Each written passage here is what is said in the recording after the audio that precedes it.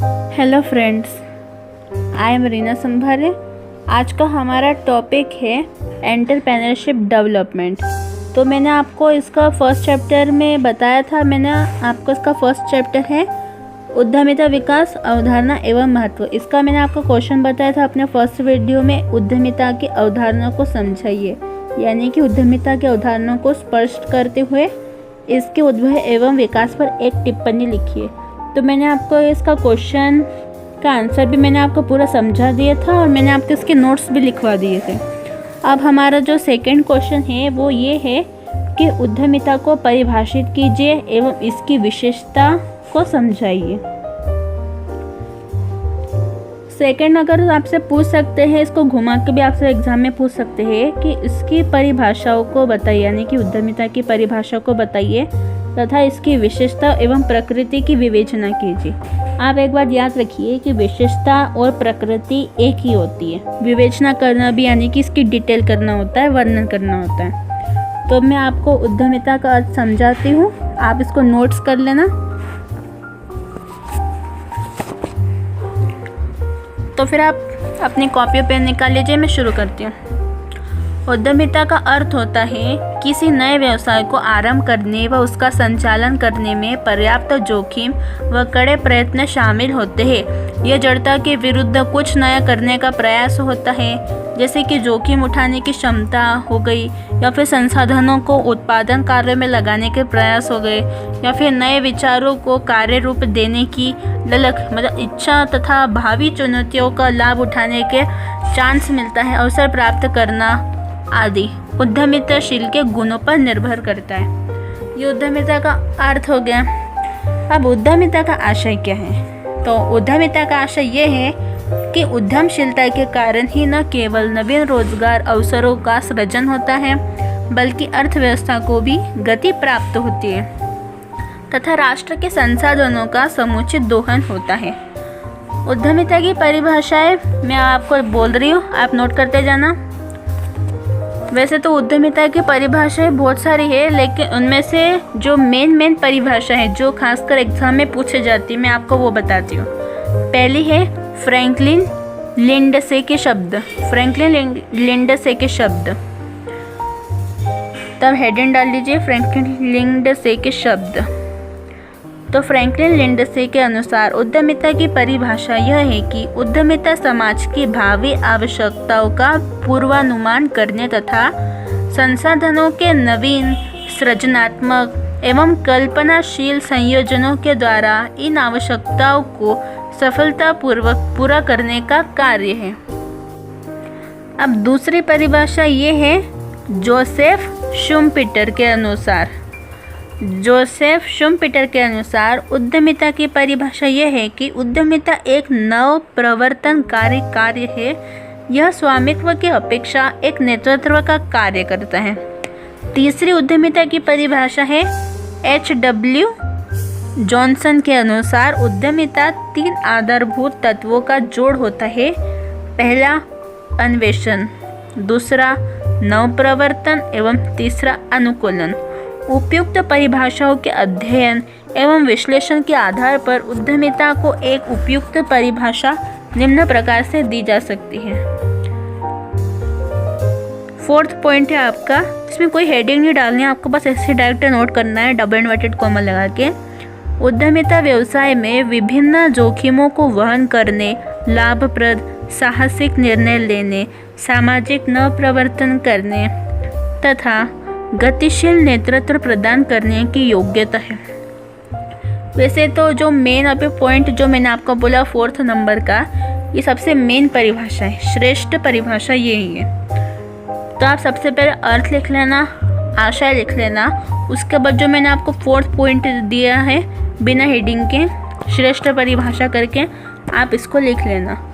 और उसके बाद में आप फ्रैंकलिन लिंडसे, जोसेफ शुम्पीटर और H.W. जॉनसन, इन तीनों के पॉइंट्स डाल के आप इसके परिभाषा लिख लेना। तो फिर आपको एग्जाम में पूरे मार्क्स मिल जाएंगे। आगे लिखना पैराग्राफ छोड़ के। इस प्रकार इन विद्वानों के विचारों में उद्यमिता या साहसिकता ही वर्तमान युग की सर्वाधिक महत्वपूर्ण योग्यता होती है, क्योंकि इस बदलते परिवेश में उद्यमिता द्वारा ही आर्थिक एवं औद्योगिक प्रगति लाई जा सकती है। अब मैंने आपको उद्यमिता की परिभाषा बता दी और इसका अर्थ और आशय भी बता दिया। अब हमारी अगली हेडिंग है उद्यमिता की प्रकृति तथा विशेषताएं, यानी कि नेचर एंड एनेस्टिल्स ऑफ एंटरप्रेन्योरशिप। विभिन्न परिभाषाओं के आधार पर उद्यमिता की विशेषताएं निम्नानुसार है। पहला है जोखिम उठाने की क्षमता। डिटेल लिखिए। प्रत्येक व्यवसाय में बल्कि सही मायनों में जीवन के प्रत्येक क्षेत्र में जोखिम निहित होती है। व्यवसाय में आर्थिक संसाधनों का संयोजन करने के प्रत्येक क्षेत्र में जोखिम निहित होती है, इसलिए व्यवसाय में आर्थिक संसाधन का संयोजन कर उत्पादन कार्य किया जाता है। मैं आपको इतना ही पैराग्राफ एक बार डबल से रिपीट कर देती हूँ। हाँ, तो मैं कहाँ पे थी? हमारा पहला पॉइंट था जोखिम उठाने की क्षमता। तो इसकी डिटेल है, प्रत्येक व्यवसाय में बल्कि सही मायनों में जीवन के प्रत्येक क्षेत्र में जोखिम निहित होती है। व्यवसाय में आर्थिक संसाधनों का संयोजन कर उत्पादन कार्य किया जाता है, लेकिन इसमें अनिश्चितता होती है तथा सही अनिश्चितताएं जोखिम को जन्म देती है। जोखिम से प्रभावी ढंग से नहीं निपटाने पर व्यवसाय समाप्त भी हो सकता है। उद्यमिता में जोखिम वहन करने की क्षमता होती है। दूसरा है निरंतर प्रक्रिया। उद्यमिता अपने आप में एक निरंतर प्रक्रिया होती है। केवल नवीन व्यवसाय को प्रारंभ करने ही उद्यमिता नहीं। ये निरंतर प्रक्रिया है आपका सेकंड पॉइंट है उद्यमिता की विशेषताओं में। उद्यमिता अपने आप में एक निरंतर प्रक्रिया होती है। केवल नवीन व्यवसाय को प्रारंभ करना ही उद्यमिता नहीं है, बल्कि उसका दक्षतापूर्ण संचालन करना हो गया, या फिर व्यवसाय को विकास की ओर अग्रसर करने जैसे कि लंबी अवधि के लक्षण पाना तथा दिन प्रतिदिन के निर्णय लेने की प्रक्रिया आदि उद्यमिता में ही समाहित होते हैं। तभी हमारा सेकंड पॉइंट कंप्लीट हो गया। थर्ड पॉइंट में बोल रही हूँ, उद्यमिता एक आचरण है। इसकी डिटेल में आपको बता देती हूँ। उद्यमिता एक व्यक्तिगत गुण नहीं है, बल्कि आचरण का परिणाम होती है, क्योंकि व्यवसाय के विभिन्न क्षेत्रों में निर्णय लेने की आवश्यकता होती है, लेकिन निर्णय लेने में जोखिम निहित होता है, इसलिए जिसे अनुभव द्वारा ही वहन किया जा सकता है। एक निरंतर प्रक्रिया होने के कारण उद्यमिता आचरण का हिस्सा बन जाती है। थर्ड पॉइंट कंप्लीट है। फोर्थ पॉइंट है आपका नवप्रवर्तन की योग्यता। ये बहुत ही छोटा पॉइंट है, मैं बोल दे रही हूँ, आपकी इसकी डिटेल नोट करिए। नवप्रवर्तन की योग्यता के अंतर्गत नवप्रवर्तन अर्थात कुछ नया करना, कुछ नया करने का सोचना। नवप्रवर्तन को वास्तविक स्वरूप उद्यमिता के जरिए ही दिया जा सकता है। अब इसके अंतर्गत है कि शुम्पीटर के अनुसार उद्यमी वह व्यक्ति होता है जो अर्थव्यवस्था में किसी नई बात को प्रस्तुत करता है, जैसे नया उत्पाद बाजार में लाना, नई उत्पादन तकनीकें स्थापित करना, नए बाजार में उत्पादों को प्रवेश कराना, संगठन अथवा प्रबंध का नया रूप विकसित करना, एकाधिकार स्थापित करना या उसे तोड़ना आदि नवप्रवर्तन में शामिल होते हैं। यह आपका फोर्थ पॉइंट कंप्लीट हो गया। फिफ्थ पॉइंट है आपका सभी कार्यों में आवश्यक। इसकी डिटेल है सभी कार्यों में आवश्यक। इसके अंतर्गत जीवन के सभी क्षेत्रों में उद्यमिता की आवश्यकता होती है। प्रत्येक क्षेत्र में जोखिम उठाने, नवप्रवर्तन करने, प्रबंध करने की आवश्यकता होती है। न केवल व्यवसाय बल्कि राजनीति, प्रशासन, खेलकूद, चिकित्सा, सेना, शिक्षा आदि सभी क्षेत्रों में साहसी निर्णय लिए जाते हैं। उद्यमशील व्यवहार के व्यक्ति इन क्षेत्रों में भी सफलता प्राप्त करते हैं। अब यह आपका फिफ्थ पॉइंट कंप्लीट हो गया। सिक्स्थ पॉइंट है आपका उद्यमिता अर्जित कार्य है। उद्यमिता अर्जित कार्य है। इस बिंदु के अंतर्गत उद्यमिता स्वाभाविक रूप से संगठन में विद्यमान नहीं होती, बल्कि प्रयास द्वारा अर्जित की जाती है। प्रत्येक व्यावसायिक संगठन में उद्यमिता नहीं होती, बल्कि साहसिक निर्णय द्वारा उद्यमिता को व्यवहार में लाया जाता है। इसके लिए उद्यमी को लगातार प्रयास करने होते हैं। 6th पॉइंट कंप्लीट हो गया। 7th पॉइंट में बोल रही है, आप नोट करते जाइए। 7th पॉइंट है आपका संसाधनों का संयोजन व उपयोग।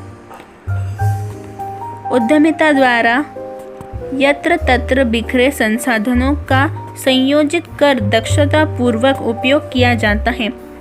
वर्तमान समय में उत्पादन के विभिन्न साधन यथा भूमि, श्रम, पूंजी, संगठन आदि विभिन्न व्यक्तियों के पास होते हैं। उद्यमी इन संसाधनों को एकत्रित करता है और उनमें संयोजन कर उत्पादन प्रक्रिया आरंभ करता है। 7 पॉइंट कंप्लीट। 8 पॉइंट है आपका पेशेवर प्रक्रियाएं। वर्तमान समय में उद्यमिता एक पेशेवर के रूप में होता है या फिर एक पेशे के रूप में विकसित होता है या हो रहा होता है। चिकित्सा विधि, इंजीनियर, प्रबंध आदि पेशों की तरह उद्यमिता की योग्यताओं को शिक्षण, प्रशिक्षण द्वारा विकसित किया जा रहा है।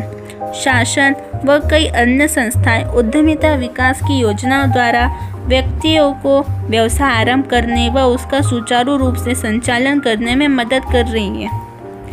अभी आपका 8 पॉइंट कंप्लीट हो गया है। मैं 9 पॉइंट बोल रही हूँ, आप नोट करिए। रचनात्मक प्रक्रिया।